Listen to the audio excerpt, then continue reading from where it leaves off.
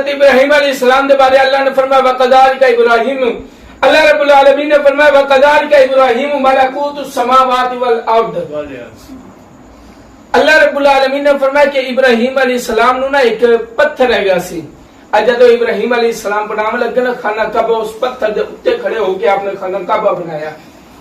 جڑے حج کرن گیا عمرہ کرن گیا نہ دیکھا ہونا وہ مقام ابراہیم ہے۔ اللہ سارے نو حج دی سعادت عطا کرے۔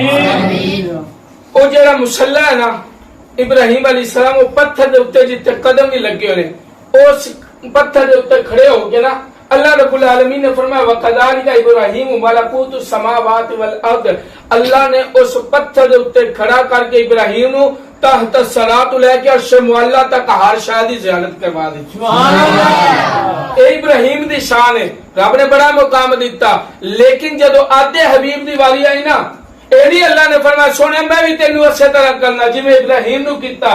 فرمایا نا ابراہیم دی شان ہے وَقَذَلِكَ ابراہیم مَلَكُوتُ السَّمَاوَاتِ وَالْأَرْضِ، اے ابراہیم دی شان ہے کہ میں انہوں پتھر دے اتے کھڑا کر کے تحت الصراط لے کے عرش معلی تک وکھا دیتا۔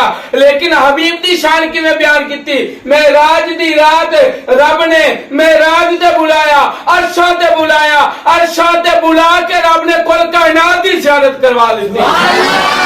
تفسیر نعیمی دے اندر ایک نکتہ بڑا کمال دا لکھیا، ان کا لطف آگے تو بولنا ضرور۔ فرمایا ابراہیم دی جتے نظر پہنچی ہے نا رب نے ہوتے مصطفیٰ دے قدم پہنچا دیتے ہیں۔